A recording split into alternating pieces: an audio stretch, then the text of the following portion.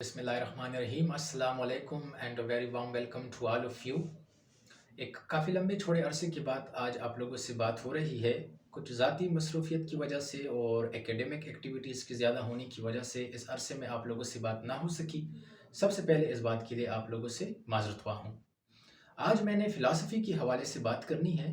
Philosophy जिसको उर्दू में हम फ़लसफ़ा कहते हैं। तो सबसे पहले मैं आपको ये बताता चलूँ कि मैं फ़िलासफ़ी के ऊपर क्यों बात कर रहा हूँ। तो इसका सिंपल सा आंसर ये है कि चूँकि आजकल मैं ख़ुद फ़िलासफ़ी ही पढ़ रहा हूँ, मेरे ज़ेर मताला जितने भी कुतब हैं उन सब का ताल्लुक़ बिलवास्ता या बिला वास्ता फ़िलासफ़ी के साथ ही है। इसलिए मैंने सोचा कि आप लोगों के साथ भी फ़िलासफ़ी की कुछ ना कुछ बातें की जाए और जो चीज़ें मैं पढ़ता जाऊँ वो आप लोगों के साथ भी शेयर होनी चाहिए। तो ये जो पहली वीडियो है ये तो एक इंट्रोडक्टरी वीडियो है कि जिसमें मैं फ़िलासफ़ी का एक मुख्तसर ब्रीफ सा इंट्रोडक्शन दूंगा। इसके बाद से मैंने सोचा है कि मैं एक पूरी की पूरी वीडियो सीरीज़ स्टार्ट करूं कि जिसमें जितने भी फ़िलासफ़ीज़ है, जितने भी फ़िलासफ़र्स है, उनके जो कोर आइडियाज़ है, उनके जो कॉन्सेप्ट्स है वो मैं क्रोनोलॉजिकल आर्डर में आप लोगों के साथ शेयर करता जाऊं। अब सबसे पहले क्वेश्चन ये पैदा होता है कि फ़िलासफ़ी को कैसे पढ़ा जाए। तो मेरे ख़्याल से फ़िलासफ़ी के पढ़ने के एक दो तरीके हैं। पहला तरीका तो ये हो सकता है कि आप फ़िलासफ़ी के अंदर जो फ़िलासफ़र्स गुज़रे हैं उनकी जो कंट्रीब्यूशंस हैं, उन्होंने जो बात की है, उनके जो आइडियाज़ है, कॉन्सेप्ट्स हैं, उनकी जो आइडियोलॉजीज़ है, उनकी जो थ्योरीज़ है, आप उनको डिस्कस करें या उनकी जो तसनीफ़ात है आप उनको डिस्कस करें। लेकिन इसमें मसला ये है कि आपको ये समझ में नहीं आएगी कि ये जो फ़िलासफ़र बात कर रहा है ये क्यों ऐसे बात कर रहा है। दूसरा तरीका ये है कि आप फ़िलासफ़ी को उसके हिस्टोरिकल पर्सपेक्टिव के लिहाज से पढ़ें। हिस्टोरिकल पर्सपेक्टिव मतलब तारीख़ी पस मंज़र। इसका मतलब ये हुआ कि आप फ़िलासफ़ी को क्रोनोलॉजिकल आर्डर या सीक्वेंस में पढ़ें कि मतलब आज 2022 21st सेंचुरी में जब हम इससे पीछे जाते हैं, इंसानों की जो इस्टेब्लिश्ड 4-5 हज़ार सालों की हिस्ट्री है उसमें जब हम ये देखते हैं कि फ़िलासफ़ी की इब्तिदा कहाँ से हुई, फ़िलासफ़ी का ओरिजिन कहाँ और कब हुआ, तो वहाँ से जब हम शुरू करते हैं और आज कंटेम्प्ररी मॉडर्न फ़िलासफ़ीज़ के बीच में ये जितना कुछ कंट्रीब्यूट हुआ है, जितनी डिस्कशंस हुई है, जितने आइडियाज़ और डायलॉग्स, कन्वर्सेशंस हुई है, जब हम इनको पढ़ते हैं तो मेरे ख़्याल से ये वाला जो मेथड है ये सबसे ज़्यादा इफ़ेक्टिव है। तो मैंने भी यही सोचा है कि मैं इसी क्रोनोलॉजिकल ऑर्डर में या सीक्वेंस में हिस्टोरिकल पर्सपेक्टिव के लिहाज से फ़िलासफ़ीज़ को ख़ुद भी पढूँ और आप लोगों के साथ भी शेयर करूँ।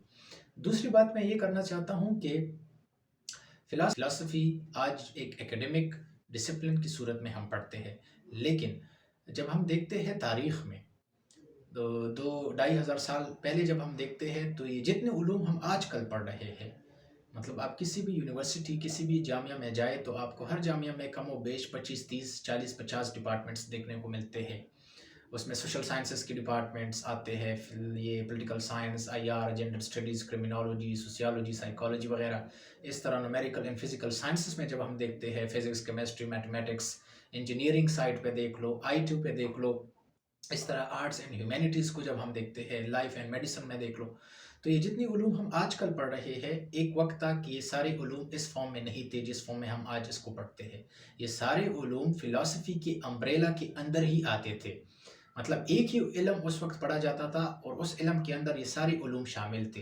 तो इस वजह से लोग कहते हैं कि philosophy is considered to be the mother of all knowledges या मदर ऑफ़ ऑल सब्जेक्ट्स। तो जितने मज़ामीन हम आजकल पढ़ रहे हैं इन सब का ताल्लुक़ फ़िलासफ़ी के साथ है, क्योंकि ये सारे मज़ामीन जो है ये फ़िलासफ़ी से ही निकले हैं। इनका जो माख़ज़ है वो फ़लसफ़ा ही है। तो इस आर्गुमेंट से तो ये बात भी समझ में आती है कि फ़िलासफ़ी की अहमियत जो है वो बहुत ज़्यादा है, क्योंकि आज जितनी भी टेक्नोलॉजिकल रेवोल्यूशन हुई है, साइंस एंड टेक्नोलॉजी में, इंजीनियरिंग में, आईटी में जितनी भी रेवोल्यूशन बर्पा है, इन सब का ताल्लुक़ किसी न किसी हद तक फ़लसफ़े के साथ है। ये दो बातें हो गई। अब आते हैं फ़िलासफ़ी की एक जनरल इंट्रोडक्शन और ओरिजिन के ऊपर कि इसकी इब्तिदा कहाँ से हुई और फ़िलासफ़ी की इब्तिदा हुई क्यों और कौन से वो लोग थे जिन्होंने ख़ुद को फ़लसफ़ी कहना शुरू किया। तो इस हवाले से मैं ब्रीफली आपको ये बताऊं कि जब हम तारीख़ पर नज़र दौड़ाते हैं, जो इस्टेब्लिश हिस्ट्री हमारे पास है, उसमें जब हम देखते हैं तो फ़िलासफ़ीज़ को दो ही क्लासिफ़िकेशंस की गई है। एक तो ویسٹرن فلاسفی، یہ جو ہماری فلاسفی ہے کہ جس میں انڈین فلاسفیز بھی آتی ہے اور چائنیز کی فلاسفی، یہ بہت پرانی ہے. اور دوسری سائڈ پہ ویسٹرن فلاسفی ہے جو کہ اینشنٹ گریس سے سٹارٹ ہوتی ہے، جس میں وہ آپ نے سنا ہوگا، جو ہم بعد میں ڈسکس بھی کریں گے، ایتھنس اور اسپارٹا سے جن کا وجود آتا ہے. اور آج تک جو ماڈرن کنٹمپرری فلاسفیز یا فلاسفرز جب ہم پڑھتے ہیں تو یہ سارے ویسٹرن فلاسفرز ہی مانے جاتے ہیں. تو اس ویڈیو سیریز میں ویسٹرن فلاسفرز پر ہی فوکس کروں گا. ایسٹرن فلاسفیز یعنی چائنیز اور انڈین فلاسفیز کو ہم پھر کسی اور سیریز میں ڈسکس کریں گے. تو ویسٹرن فلاسفی کی ابتدا جو تھی وہ بنیادی طور پر جو انسان کے فنڈامنٹل کویسچنز ہے، وہ بنیادی سوالات جو کہ اگر ہم آج دیکھیں تو شاید ان سب کے جواب ہمیں ملے ہیں، لیکن اس وقت مطلب میں 2500-3000 سال پہلے کی بات کر رہا ہوں. اس وقت کے جو لوگ تھے، ایگریکلچر ریولوشن کے بعد، زرعی انقلاب کے بعد، جب انہوں نے سوچنا سمجھنا شروع کیا اور ان میں شعور آیا کہ ہمارے ارد گرد یہ جتنی بھی چیزیں ہیں یہ کہاں سے آئی ہے، اس کی ابتدا کیسی ہوئی ہے، یہ کس نے بنائی ہے اور یہ کیسے بنی ہے، اسی طرح یہ جو پوری کی پوری کائنات ہے یہ کس طرح سے وجود میں آیا ہے، یہ سورج، چاند، ستارے اور یہ ساری چیزیں جو ہے یہ کس طرح سے بنی ہے، اس کی ایگزسٹنس کہاں سے ہوئی ہے. اسی طرح روح، سول، اسپرٹ، سائیکی، یہ کیا چیز ہے، باڈی کیا ہے. تو اس طرح کے جو بنیادی بیسک کویسچنز تھے جن کو ہم فنڈامنٹل کویسچنز کہتے ہیں، بنیادی سوالات، یہ جب ان لوگوں کے ذہنوں میں ابھرنے شروع ہوئے تو ان سوالات کے جوابات دینے کے لیے انہوں نے سوچنا سمجھنا غور و فکر کرنا شروع کیا. تو وہاں سے ہی فلاسفی کی ابتدا ہوئی. تو اس طرح جب ہم دیکھتے ہیں تو آج جب فلاسفی ایک ایکیڈمک ڈسپلن کی صورت میں ہم پڑھتے ہیں تو فلاسفی کی ایک برانچ ہے میٹا فزکس. میٹا فزکس میں ہم وہ چیزیں پڑھتے ہیں جن کا جو بیانڈ فزیکل نیچر کے ہو، جس میں ہم مطلب اسپریچویلٹی کی جو چیزیں ہیں، یہ سول وغیرہ اور مسٹسزم، یہ ساری چیزیں تقریباً ہم میٹا فزکس میں ہی پڑھتے ہیں. تو یہ وہاں سے آئی ہے. تو وہاں کے جو لوگ تھے وہ ایگزسٹنس کے اوپر کویسچنس کرتے تھے کہ انسان کا وجود کہاں سے آیا ہے، انسان کو کس نے پیدا کیا ہے، اور انسان مرتا کیوں ہے، انسان جب مرتا ہے تو اس کے بعد کیا ہوگا، اور انسان کے اندر جو روح ہے، یہ روح کیا کنسیپٹ ہے، روح کی نیچر کیا ہے، روح کہاں سے آئی ہے. تو یہ جو بنیادی سوال ہے ان کے جواب دینے میں ہی فلسفی کی ابتدا ہوئی. تو اس طرح سے فلسفی کی ایک برانچ بن گئی میٹا فزکس. اس کے بعد انہوں نے جب یہ سمجھنا شروع کیا کہ نالج جو ہے، علم، اس کو ہم کیسے حاصل کر سکتے ہیں، علم ہے کیا اور اس کو کیسے حاصل کیا جاتا ہے، علم حاصل کرنے کے کون کون سے ذرائع ہے، کون سا علم جو ہوگا وہ قابل قبول ہوگا اور کون سا علم قابل قبول نہیں ہوگا. تو یہ جو نیچر آف نالج ہے، یا جس کو ہم اسٹڈی آف نالج کہتے ہیں، کہ علم کو، نالج کو ہم کیسے ایکوائر کر سکتے ہیں، ان کی کیا پرنسپلس ہوں گے. تو اس سے ایک نئی برانچ وجود میں آئی جس کو ہم ایپسٹیمالوجی کہتے ہیں. اس کے اوپر میں ویڈیو سیریز میں تفصیل سے بات کروں گا. تو یہ دو برانچز تو اس طرح سے ہوئی. اس کے بعد انہوں نے یہ سوچنا سمجھنا شروع کیا کہ چونکہ علم بھی ہم حاصل کرتے ہیں، لیکن وہ علم جو ہوگا وہ کسی نہ کسی اصولوں کی بنیاد پر اخذ کیا جائے گا. مطلب ہمارے جو سینسز ہے اس کے ذریعے سے بھی ہم علم حاصل کر سکتے ہیں، لیکن ہر وہ علم جو ہم اپنے سینسز، ہم اپنے خواص ہمسہ سے حاصل کریں گے وہ قابل قبول نہیں ہوگا، اس کو ہم یونیورسل نالج نہیں کہہ سکتے. تو انہوں نے لاجک کی بنیاد رکھی. لاجک جن کو ہم منطق کہتے ہیں، اور آج کل تقریباً کرٹیکل تھنکنگ میں لاجک کو فلاسفی کے اندر اور باقی مضامین میں بھی پڑھا جاتا ہے، ایون یہ درس نظامی میں بھی منطق کو پڑھا جاتا ہے. تو یہ جو لاجک کی ابتدا تھی یہ وہاں سے ہوئی تھی کہ لاجک میں ہم وہ کون سے آرگومنٹس ہوں گے، وہ کون سی باتیں ہوگی، وہ کون سے دلیلیں ہوں گی جو کہ قابل قبول ہوگی، اور وہ آرگومنٹس کس طرح سے کنکلوژنس تک پہنچیں گی. مطلب ہم ایک بات کریں گے تو اس سے دوسری بات کس طرح سے نکلے گی، اور دو باتوں کو ہم کب قبول کریں گے، کب ریجیکٹ کریں گے. تو یہ سارا کا سارا جو علم تھا یہ منطق کے اندر آ گیا، لاجک. تو اس طرح سے یہ ایک نئی برانچ بن گئی. ٹھیک ہے. اس کے بعد آہستہ آہستہ انہوں نے یہ دیکھنا شروع کیا کہ لاجک کے ساتھ ساتھ یہ جو لینگویج ہے، جو انسان کی زبان ہے یہ بھی بہت زیادہ اہم کردار ادا کرتی ہے، کیونکہ لاجک میں ہم آرگومنٹس پیش کرتے ہیں کسی بھی چیز کو ثابت کرنے کے لیے، کسی بھی نیچرل فینومینا کو لیٹ سپوز ثابت کرنے کے لیے ہم کوئی آرگومنٹس دیں گے، ہم کوئی دلیل دیں گے، ریزننگ کریں گے.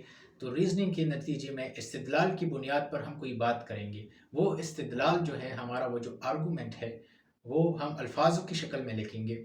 وہ کوئی میتھمیٹیکل پروف تو نہیں ہے. آج کل لاجک کی ایک نئی فارم میتھمیٹکس بھی ہے کہ میتھمیٹکس میں ہم ایک نیچرل فینومینا کو میتھمیٹیکل ایکسپریشنز یا میتھمیٹیکل ایکویشنز کے ذریعے سے جسٹیفائڈ کرتے ہیں یا اس کو سالو کرنے کی کوشش کرتے ہیں، ایکسپریس کرنے کی کوشش کرتے ہیں. لیکن اس وقت ان نیچرل فینومینا کو وہ آرگومنٹس کے ذریعے سے، ریزننگ کے ذریعے سے، ریشنل کے ذریعے سے وہ ایکسپریس کرتے تھے. تو انہوں نے کہا کہ لینگویج کا بھی بہت بڑا کردار ہے، تو اس لیے انہوں نے لینگویج کو بھی فلسفی میں شامل کر دیا. تو اس وقت فلسفی میں لینگویج کو ہی پڑھا جاتا تھا.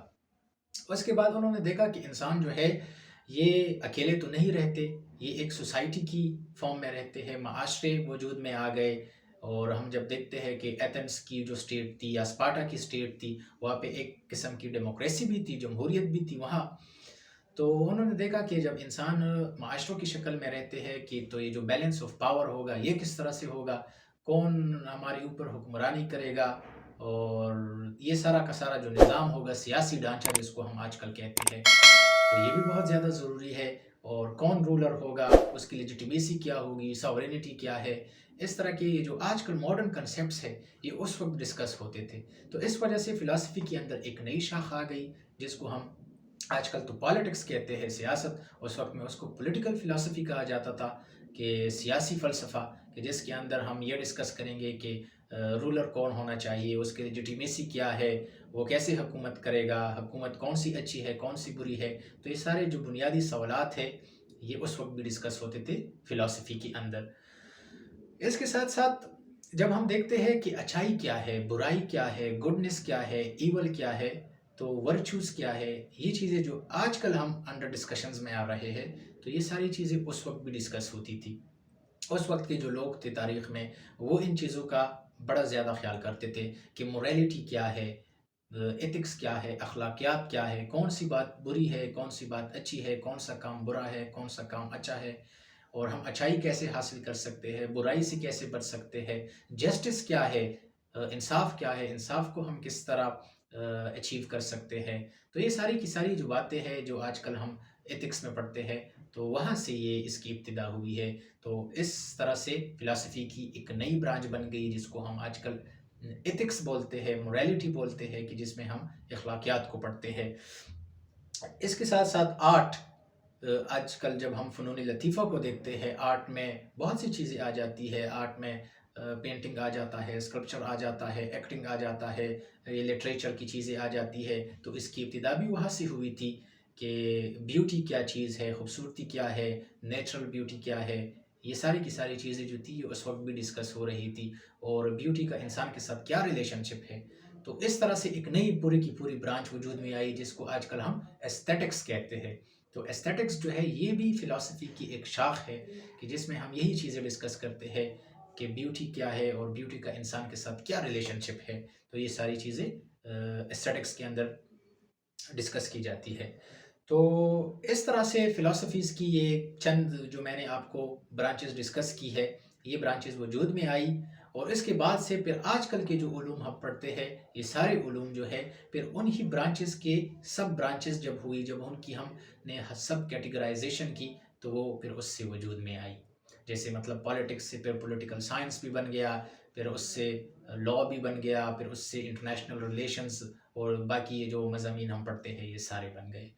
تو یہ تھا فلسفی کا ایک جنرل انٹروڈکشن کہ جس میں ہم نے یہ ڈسکس کیا کہ فلسفی ہے کیا. بائی دا وے میں آپ کو یہ بتاؤں کہ فلسفی کا مطلب ہے فلسفیہ، کہ لو فار وزڈم، کہ وزڈم جو ہے، نالج جو ہے، حکمت جو ہے، دانائی جو ہے، دانش جو ہے، اس سے محبت کی جائے. تو یہاں سے یہ ورڈ نکلا ہے. اور ہم نے یہ ڈسکس کر لیا کہ فلسفی میں ہم پڑھتے کیا ہے، اور فلسفی کی نیچر کیا ہے، اس کا سکوپ کیا ہے، اس کے اپلیکیشنز کیا ہے، اور سب سے اہم بات کہ اس کی امپورٹنس کیا ہے. آگے جب میں ویڈیو سیریز سٹارٹ کروں گا تو اس میں یہ ساری چیزیں جو ہے وہ بڑی ڈیٹیل کے ساتھ ڈسکس کریں گے. And I am really hopeful کہ آپ کو یہ ویڈیو سمجھ میں آئی ہوگی. اپنا فیڈ بیک ضرور دیجیے گا. Thank you very much. Thanks for watching.